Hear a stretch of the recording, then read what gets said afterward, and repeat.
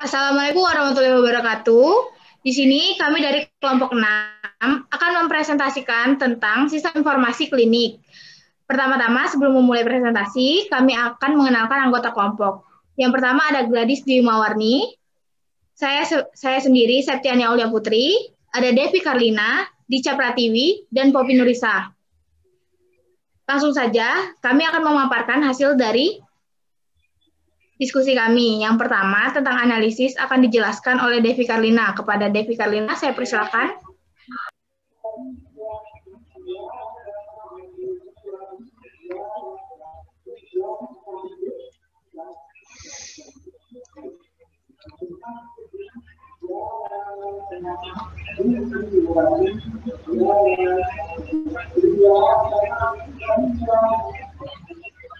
Baiklah, yang pertama saya akan menjelaskan mengenai analisis kebutuhan dari sistem informasi yang telah kami buat.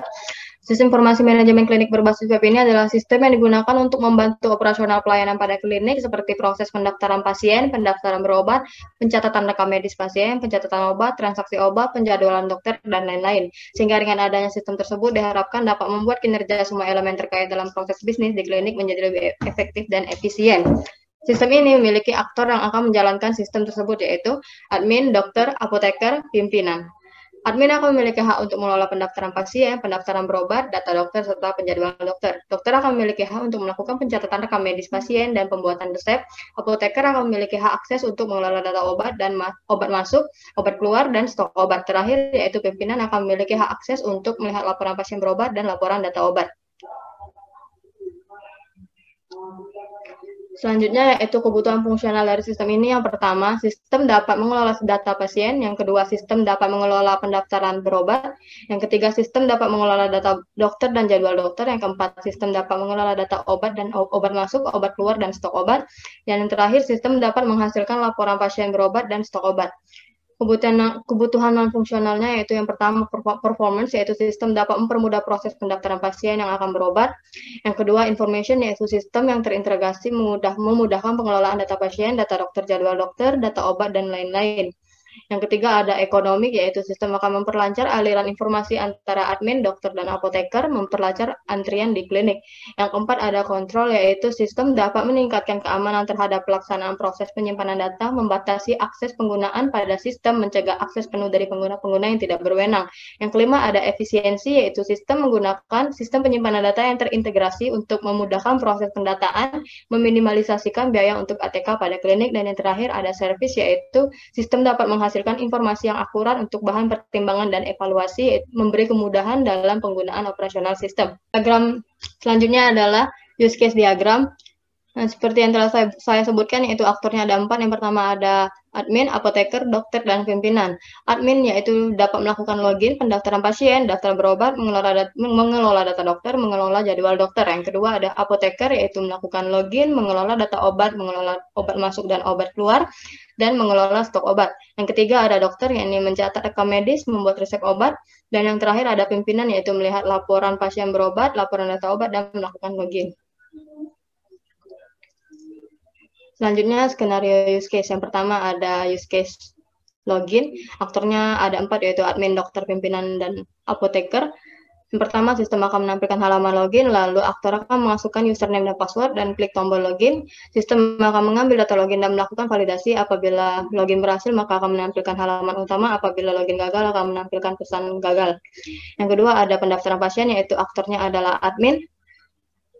Sistem akan menampilkan halaman pendaftaran pasien, yaitu aktor akan menginputkan data pasien dan klik simpan, kemudian sistem akan menyimpan data pasien dan menampilkan pesan data berhasil disimpan. Aktor akan mencetak kartu, mengambil data pasien dan mencetak kartu pasien. Yang ketiga ada daftar berobat, ini. Sistem akan menampilkan halaman daftar berobat, kemudian aktor akan menginputkan ID pasien, lalu selanjutnya sistem akan mengisi secara otomatis form berobat sesuai dengan ID yang dimasukkan. Aktor akan mengklik daftar, kemudian data pasien akan disimpan. Yang keempat ada mengelola data dokter. Di sini saya bagi menjadi 3, yaitu tambah, edit, dan hapus. Mekanismenya sama, saya akan membacakan salah satunya saja, yaitu yang pertama, sistem akan menampilkan kelola data dokter, lalu aktor akan mengklik tombol tambah, kemudian sistem akan menampilkan form tambah. Aktor akan mengisi form data dokter yaitu dan klik simpan. Selanjutnya sistem akan menyimpan data dokter dan sistem akan menyampaikan pesan data berhasil disimpan. Selanjutnya ada mengelola jadwal dokter. Yang pertama ada tambah jadwal dokter. Yang kemudian ada edit jadwal dokter dan ada hapus data jadwal dokter. Mekanismenya sama saja seperti yang sebelumnya. Selanjutnya ada mengelola data obat. Saya bagi lagi menjadi 3, yaitu ada tambah data obat, edit data obat, dan hapus data obat.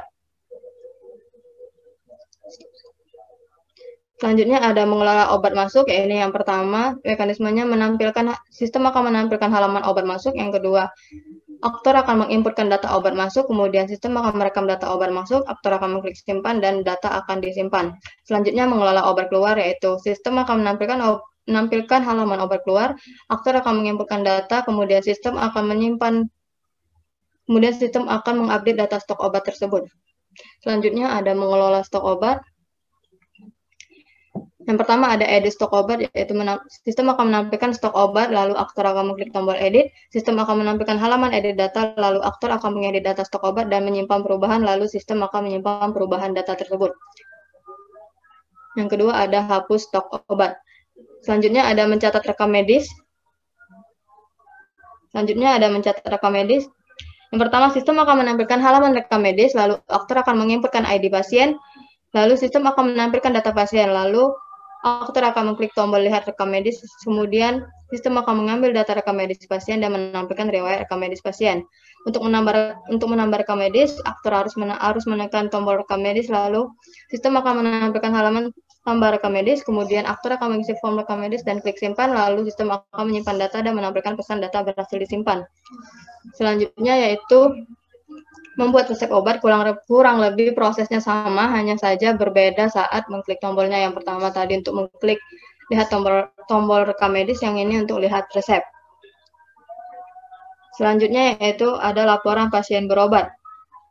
Yang pertama sistem akan menampilkan halaman laporan, lalu aktor akan mengklik lihat laporan, lalu sistem akan mengambil data laporan dan menampilkan detail laporan pasien berobat.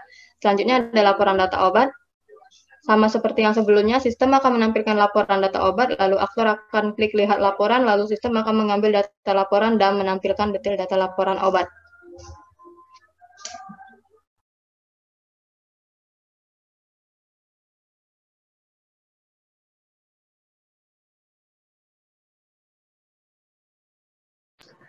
Baiklah, terima kasih Saudari Depi. Selanjutnya, kandidat kelas dan sekuens diagram akan dijelaskan oleh Dica Pratiwi. Kepada Dica, saya persilakan.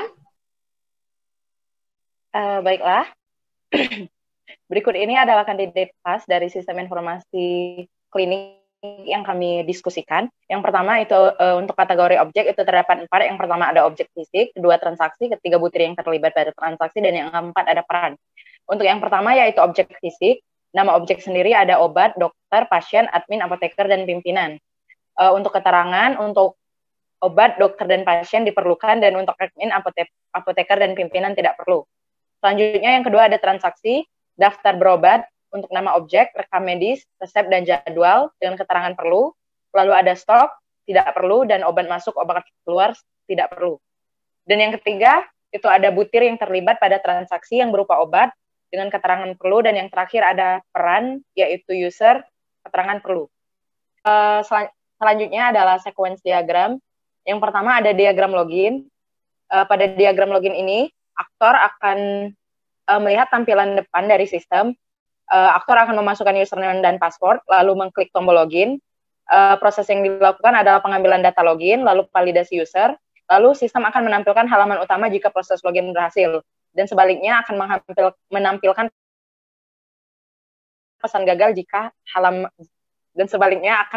pesan gagal jika login gagal. Selanjutnya yang kedua, pada pendaftaran pasien ini menjelaskan pada saat admin menjalankan aplikasi lalu membuka halaman pendaftaran pasien, lalu menginputkan data pasien, setelah data berhasil tersimpan, lalu dapat mencetak kartu pasien. Yang ketiga, daftar berobat.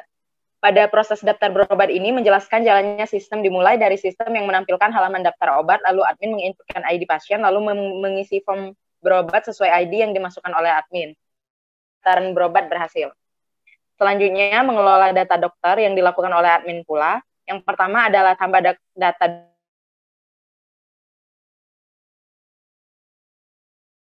dokter.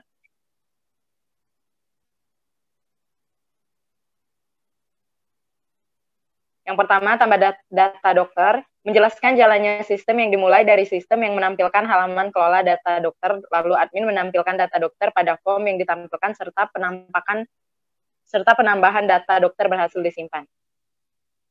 Selanjutnya, ada edit data dokter, menjelaskan jalannya sistem dimulai dari sistem yang menampilkan halaman kelola data dokter, lalu admin mengedit data dokter pada form yang ditampilkan pada sistem. Perubahan data dokter berhasil disimpan. Lalu ada menghapus data dokter, menjelaskan jalannya sistem dimulai dari sistem yang merilis dokter yang ditampilkan pada sistem dan data berhasil disimpan. Lalu yang kelima adalah mengelola jadwal dokter yang juga dilakukan oleh admin. 5.1 yaitu tambah jadwal dokter, kurang lebih sama seperti yang sudah dijelaskan. Jadi mungkin untuk mempersingkat waktu langsung saja. Untuk edit jadwal dokter dan hapus juga kurang lebih sama seperti obat. Oke. Selanjutnya ada mengelola data dokter juga kurang lebih sama, menambah, menghapus, dan mengedit. Selanjutnya, nomor 7, mengelola obat masuk. Sistem ini menjelaskan jalannya sistem dimulai dari sistem yang menampilkan halaman obat masuk ke apoteker, lalu apoteker menginput data obat masuk, lalu data obat masuk berhasil disimpan. Selanjutnya, mengelola obat keluar, menjelaskan jalannya sistem dimulai dari sistem yang menampilkan halaman obat keluar pada apoteker, lalu apoteker menginputkan data obat keluar, lalu sistem mengupdate data stok obat. Oke, 9, mengelola stok obat. Yang pertama, edit stok obat, kurang lebih juga sama seperti yang tadi. Lalu hapus stok obat. Dan yang 10, ada mencatat rekam medis.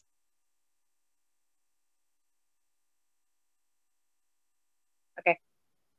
Pada sequence diagram mencatat rekam medis ini menjelaskan jalannya sistem dimulai dari sistem menampilkan halaman rekam medis, lalu dokter menginputkan ID pasien untuk menampilkan data sistem yang berisikan data rekam medis pasien, serta riwayat rekam medis pasien sesuai dengan ID pasien yang diinputkan. Dokter menambahkan rekam medis setelah pemeriksaan terhadap pasien, lalu menyimpan data rekam medisnya. Yang ke-11 itu membuat resep obat. Membuat resep obat ini ialah menjelaskan jalannya sistem dimulai dari sistem menampilkan halaman resep, lalu dokter menginputkan ID pasien yang menampilkan data pasien, membuka halaman resep pasien, lalu dokter menambahkan resep pasien dengan mengisi form resep obat yang ditampilkan pada sistem, lalu menyimpannya.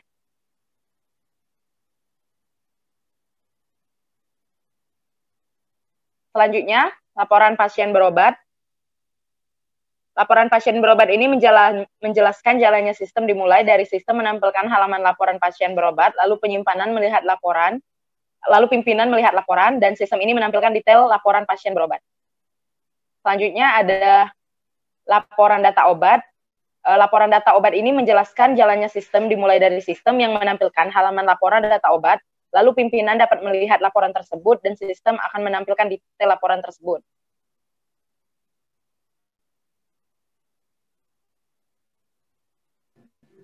Kembali ke moderasi. Baiklah, terima kasih Teacher Pratiwi. Lalu selanjutnya ada collaboration diagram dan activity diagram akan dijelaskan oleh Gladys Dimawarni. Kepada Gladys, saya persilahkan. Baiklah, pada collaboration diagram, yang pertama itu ada login. Itu ada user yang pertama menampilkan halaman login ke admin, lalu memasukkan username dan password, lalu klik tombol login, lalu akan mengambil data login, lalu memvalidasi user, lalu menampilkan halaman utama jika proses login berhasil, lalu menampilkan pesan username salah jika proses gagal. Selanjutnya, pendaftaran pasien. Yang pertama, menampilkan halaman pendaftaran pasien, lalu menginputkan data pasien, lalu mengklik simpan, menyimpan data pasien, lalu menampilkan pesan data berhasil disimpan, lalu mencetak kartu pasien, lalu mengambil data pasien, dan yang terakhir cetak kartu pasien. Yang ketiga, daftar berobat. Yang pertama, menampilkan halaman daftar berobat, lalu menginputkan ID pasien, lalu mengisi form berobat sesuai ID yang dimasukkan aktor, lalu klik daftar, lalu menyimpan data pasien berobat, dan menampilkan pesan pendaftaran berhasil.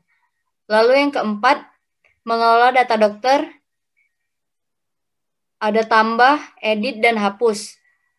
Kurang lebih sama caranya. Yang pertama, menampilkan halaman kelola data dokter, lalu klik tombol tambah, edit, atau hapus, lalu menampilkan form tambah data, edit, atau hapus. Yang keempat, mengisi form data dokter, lalu klik simpan, lalu menyimpan data dokter, lalu menampilkan pesan berhasil simpan data. Yang kelima, mengelola jadwal dokter. Sama juga mekanismenya. Yang pertama, menampilkan halaman kelola jadwal dokter, lalu mengklik tombol tambah, edit, atau hapus. Yang ketiga, menampilkan form tambah, edit, atau hapus. Lalu keempat, mengisi form jadwal dokter, lalu mengklik simpan, lalu menyimpan data jadwal dokter, lalu menampilkan pesan berhasil simpan data. Yang keenam, mengelola data obat. Yang pada tambah data obat, yaitu menampilkan halaman data obat, lalu klik tombol tambah. Yang ketiga, menampilkan form tambah data, lalu mengisi form data obat, lalu mengklik simpan, lalu menyimpan data obat, dan menampilkan pesan berhasil simpan data. Sama seperti tambah data tadi, edit, dan hapus data obat. Lalu yang ketujuh, mengelola obat masuk. Yang pertama, menampilkan halaman obat masuk. Yang kedua, input data obat masuk. Yang ketiga, merekam data obat masuk, lalu mengklik simpan, lalu menyimpan data. Yang keenam, menampilkan pesan data berhasil disimpan. Selanjutnya, mengelola obat keluar, yaitu menampilkan halaman obat keluar, input data obat keluar, lalu merekam data obat keluar, lalu klik OK, mengupdate data stok obat, dan menampilkan pesan berhasil update data. Selanjutnya, mengelola stok obat, ada edit dan hapus. Yang pertama, menampilkan halaman stok obat, lalu mengklik tombol edit atau hapus. Yang ketiga, menampilkan halaman edit atau hapus. Yang keempat, mengedit data stok obat, lalu klik simpan perubahan, lalu menampilkan pesan data berhasil disimpan. Yang ke-10, mencatat rekam medis. Yang pertama, menampilkan halaman rekam medis, lalu menginputkan ID pasien. Yang ketiga, menampilkan data pasien, lalu klik tombol lihat rekam medis, lalu mengambil data rekam medis pasien, lalu menampilkan riwayat rekam medis, lalu klik tombol tambah rekam medis, dan menampilkan halaman tambah rekam medis, lalu mengisi form rekam medis, lalu disimpan, dan menampilkan pesan data berhasil disimpan. Pada membuat resep obat, yang pertama menampilkan halaman resep, lalu menginputkan ID pasien, lalu menampilkan data pasien, klik tombol lihat resep, lalu mengambil data resep obat pasien, lalu menampilkan riwayat resep pasien, lalu klik tombol tambah, menampilkan halaman tambah, lalu mengisi form resep dan mengklik simpan, lalu menampilkan pesan data berhasil disimpan. Lalu laporan pasien berobat. Yang pertama menampilkan halaman laporan pasien berobat. Yang kedua, klik lihat laporan. Yang ketiga, mengambil data laporan. Yang keempat, menampilkan detail laporan pasien berobat. Lalu yang ke-13 yaitu laporan data obat. Yang pertama menampilkan halaman laporan data obat. Yang kedua, klik laporan. Lalu yang ketiga, mengambil data laporan. Dan yang keempat, menampilkan detail laporan data obat. Berikut kelas diagram pada sistem informasi klinik berbasis web.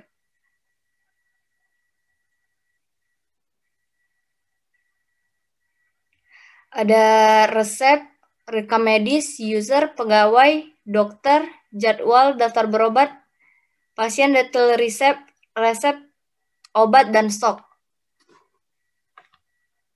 Bisa kita lihat di sini.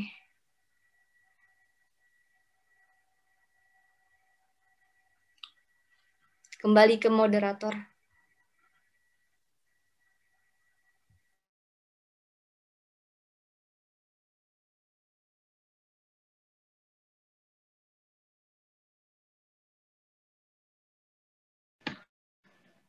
Lalu selanjutnya ada activity diagram, akan dijelaskan oleh Popi Nurisa. Kepada Saudari Popi, saya persilahkan.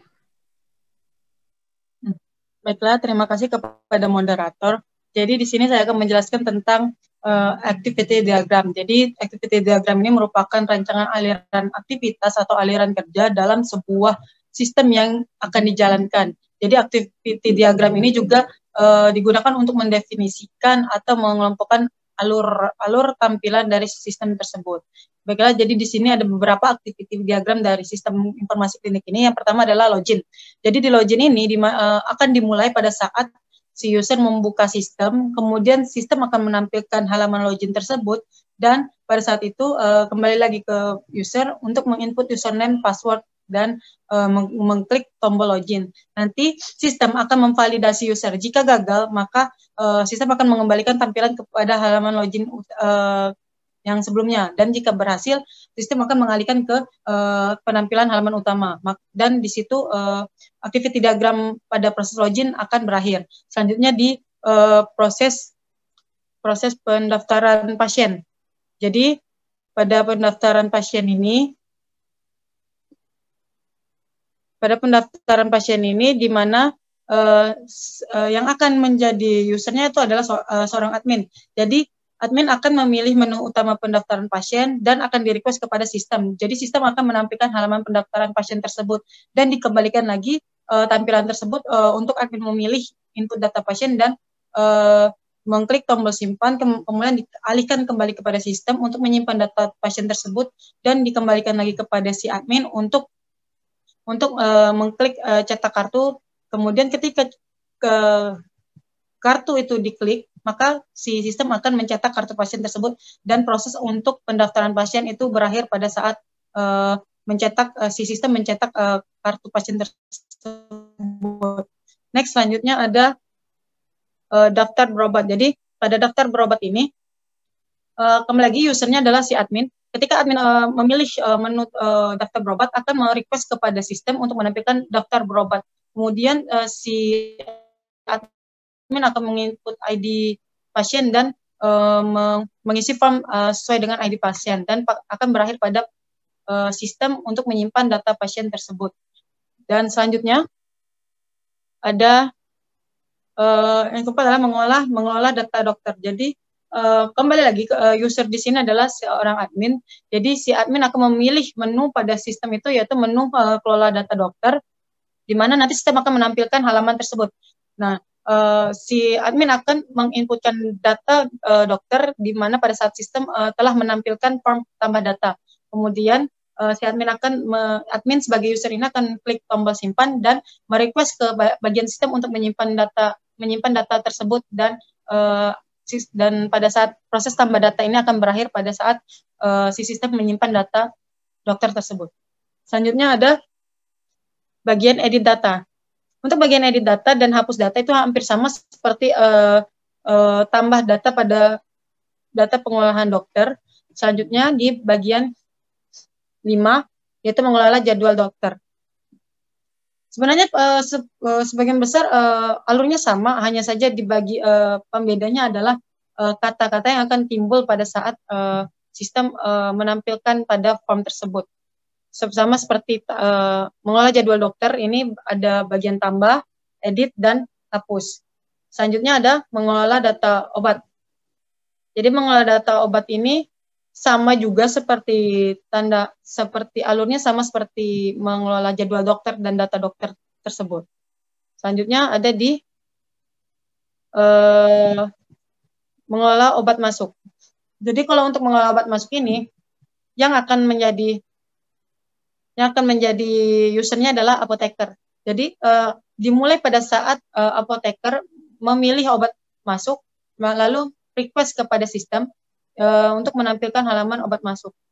Kemudian sistem akan mengeluarkan kembali input data obat masuk, dan si apoteker tadi untuk mengklik tombol simpan dan di-requestkan kepada sistem untuk menyimpan data, maka proses akan selesai pada saat sistem menyimpan data.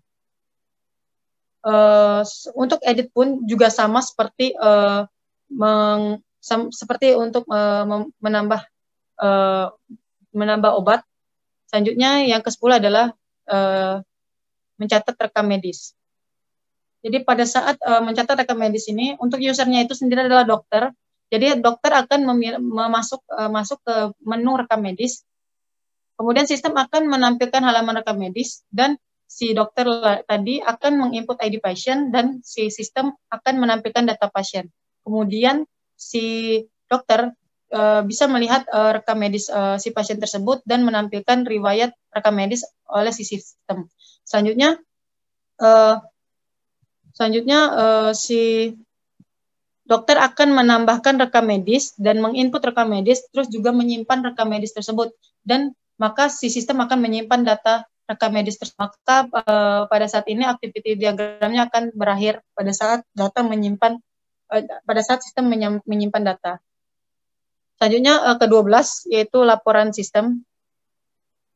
Jadi untuk laporan pasien berobat itu pimpinan akan mengakses menu laporan pasien berobat dan sistem akan menampilkan halaman laporan pasien berobat dan kemudian pimpinan akan mengklik lihat laporan, maka sistem akan menampilkan detail laporan pasien berobat dan proses tersebut akan berakhir pada saat sistem menampilkan detail laporan pasien berobat. Dan begitu juga dengan laporan data obat. Dan sekian penjelasan saya mengenai activity diagram. Saya akan kembalikan ke moderator. Baiklah, terima kasih kepada Poppy. Selanjutnya, state diagram akan dijelaskan oleh saya sendiri. Ya, yang pertama, state diagram. State diagram adalah diagram yang digunakan untuk mendeskripsikan perilaku sistem. State diagram mendeskripsikan semua kondisi yang mungkin muncul sebagai sebuah objek, begitu pula dengan event. Elemen-elemen dalam state diagram adalah kotak yang mempresentasikan state sebuah objek dan tanda panah untuk menunjukkan perpindahan ke state yang selanjutnya. Bagian aktivitas dari simbol state menggambarkan aktivitas objek yang akan dilakukan selama di dalam state. Yang pertama itu ada state diagram rekam medis. Di sini user atau sistem akan melakukan login, lalu validasi username atau password, lalu input data pasien, lalu ke form rekam medis. Di form rekam medis, user dapat menambahkan data pasien atau input data pasien, bisa edit data pasien, dan menghapus data pasien. Lalu yang selanjutnya ada state diagram laporan.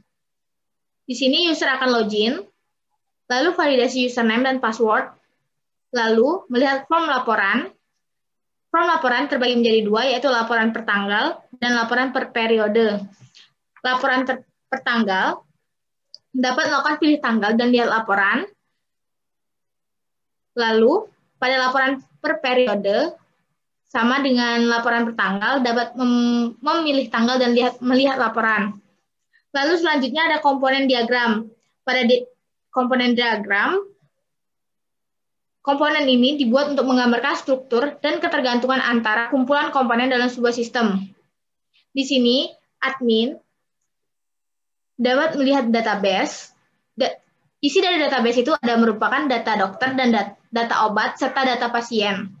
Lalu selanjutnya ada deployment diagram. Deployment diagram adalah sebuah bahasa UML yang dipakai untuk menggambarkan, menspesifikasikan, dan mendokumentasikan metode yang terjadi pada suatu sistem software berorientasi objek yang akan dibangun.